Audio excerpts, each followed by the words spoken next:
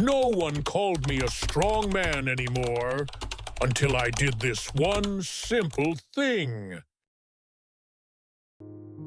Have you ever realized you can no longer get up from the floor without help? That's the moment I stopped being seen as a strong man, even by my own family. It doesn't happen overnight. You don't suddenly become weak. It starts with little things you brush off, like needing both hands to push off the couch, or choosing the elevator over the stairs, even when it's just one floor. One day, you ask your son to carry the groceries, not because he offered, but because your grip just isn't what it used to be. And then, one morning, you look in the mirror. Your arms look thinner. Your shirt hangs differently. You don't feel ill, but you don't feel alive either. This is the quiet truth. Most men over 60 face the strength they built for decades slowly slipping away. Not with pain, but with silence. The CDC warns that most adults over 65 lose up to 15% of their muscle mass each decade if they don't take action. That's not just about looking strong. That's about staying on your feet, opening jars, getting up from bed, keeping your balance when you stumble. When I realized this, I wasn't just concerned. I was ashamed. I felt invisible, like a shadow of the man I used to be. But it doesn't have to be this way. If you're someone who wants to stay strong, not for vanity but for independence, you're in the right place. Subscribe to this channel so we can keep bringing you practical, life-changing health advice like this. Now, a quick question to reflect on. Which moment would scare you more? A, falling and not being able to get up, or being told you're no longer strong enough to live alone? Comment A or B below. I read every single response. Now let me take you into the moment that changed everything for me and might change everything for you too. I didn't wait for a doctor to tell me I was in trouble. The truth hit me long before any lab result could. It came the morning I slipped in the shower. I wasn't rushing. I wasn't careless. I simply lost my footing. And when I hit the floor, it wasn't the pain that scared me, it was the silence. I tried to sit up. My legs trembled. I reached for the wall, but my arms weren't strong enough to push me up. I wasn't hurt badly, but I couldn't stand. I just lay there for almost 45 minutes. When my wife finally came home and found me, she didn't yell or panic. She just looked at me with that quiet worry that cuts deeper than any words. That night, I overheard her tell our daughter, "I don't think your father should live alone anymore." That's what broke me. Not the fall, not the bruises, but the thought that I had crossed a line where others no longer believed I was capable of caring for myself. And maybe you've had a moment like that. A shift in how people look at you. A shift in how you look at you. It doesn't always come with an accident. Sometimes it's a subtle comment, a cautious glance, someone stepping in to help you before you even asked. That's when you know they don't see you as strong anymore. So I began searching, not for miracle pills or expensive therapies. I wanted something real, something I could control. That's when I came across a quiet truth buried in a Mayo Clinic article. It said this: the most accurate predictor of independence in seniors over 70 is not blood pressure, not cholesterol, not even heart rate. It's the ability to stand up from a chair without using your hands. Think about that. Not how fast you can run, not how far you can walk. Just the simple act of standing unaided. The reason that movement activates 3 key muscle groups: the quadriceps, glutes, and core. These aren't just strength muscles, they're mobility muscles. They're the ones that get you out of bed, help you use the toilet safely, keep you steady when you lose your balance. Lose them, and you lose your freedom. And I had lost them. Not completely, but enough that a simple fall made the people I love question my independence. I knew I had to act. Not someday, not next week, now. What I found next was so simple, so practical, that it almost felt silly. But it became the most powerful 5 minutes of my day, and it changed everything. Let me show you what that one thing is. When everything felt like it was slipping out of my hands, I stopped asking what I had lost and started asking what I could still rebuild. The answer turned out to be so simple that, at first, I almost dismissed it. But it became the foundation for everything that came after. It started with a recommendation from a physical therapist who specialized in senior mobility. He looked me straight in the eye and said, "If you want to stay independent, start standing up. And don't use your hands." I wasn't sure if he was joking or serious. He continued, "The single most important movement you can master right now is the sit to stand from a chair without assistance." That's when it clicked. I had been looking for some grand solution, when what I truly needed was a return to the basics. The ability to rise from a chair from the ground from a setback. And so I began. At first it was humbling.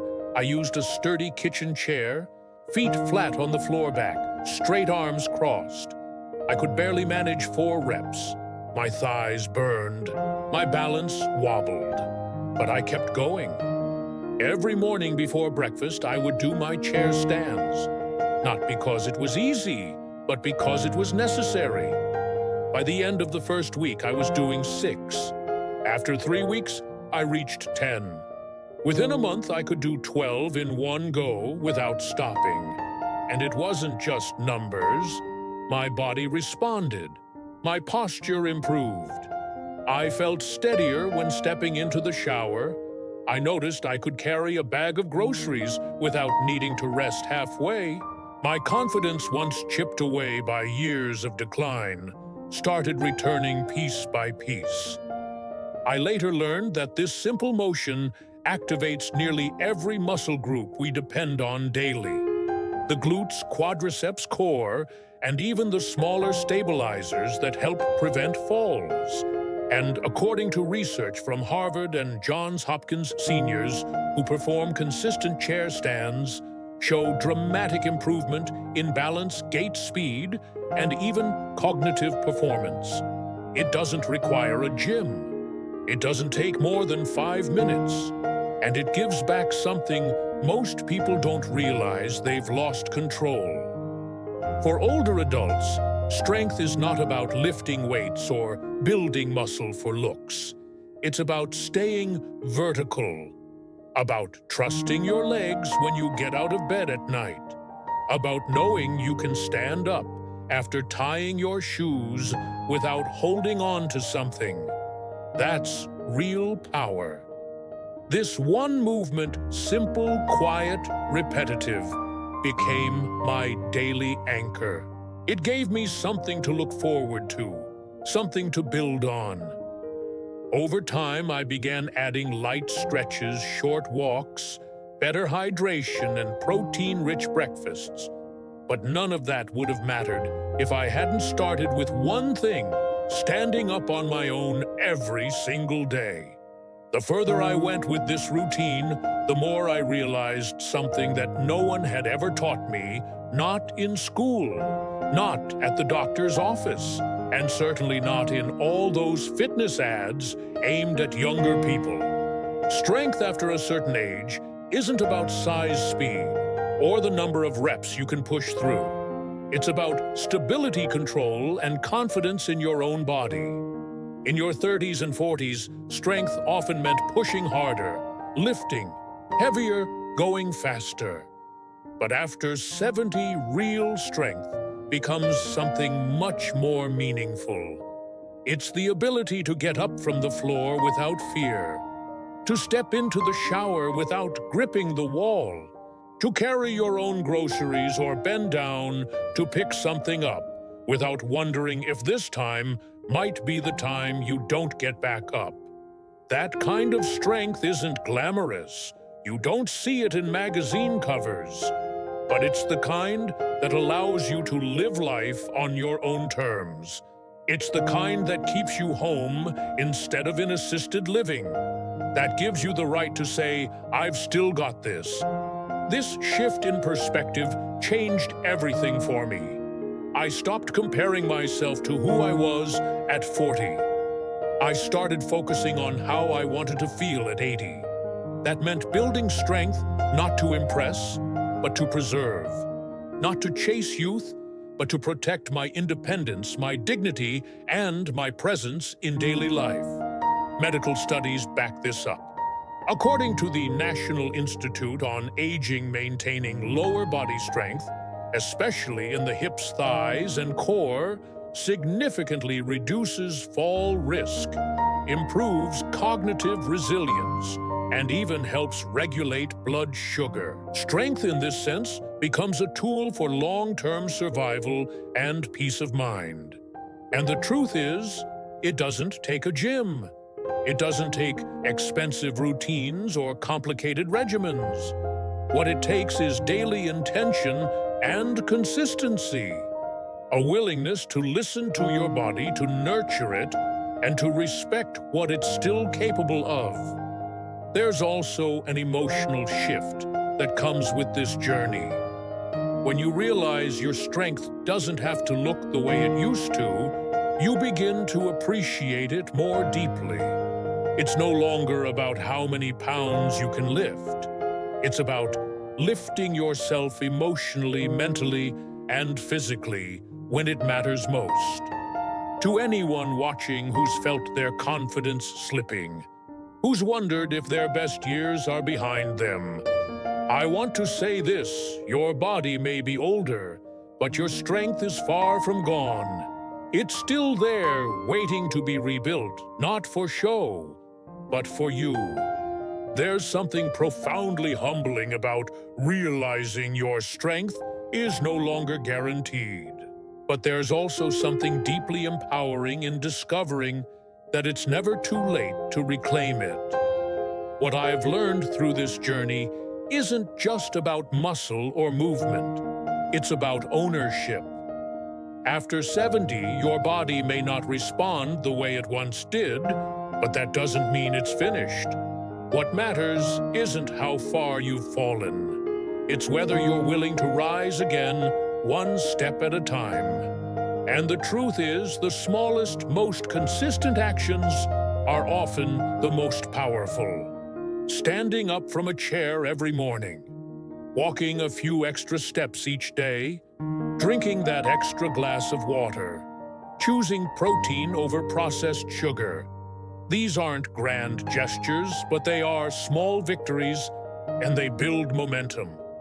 With each repetition, you're not just strengthening your legs, you're reminding yourself that you're still here, still capable, still writing your story. And in a world that often forgets the elderly, that reminder matters more than ever. You don't have to transform overnight. You don't have to be perfect.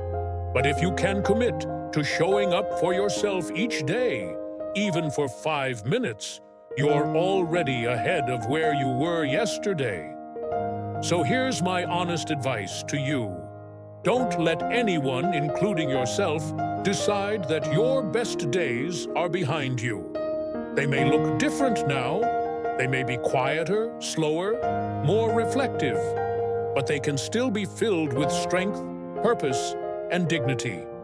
Your journey is still unfolding, and it deserves to be lived with intention. Now let me ask you something. What does being strong mean to you today?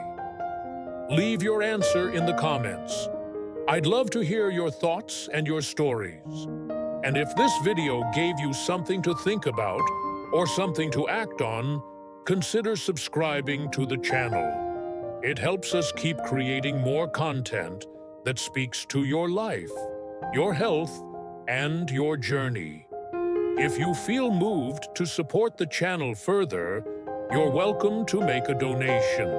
But most of all, just know this: your presence here matters. And I'm honored to be walking this path with you.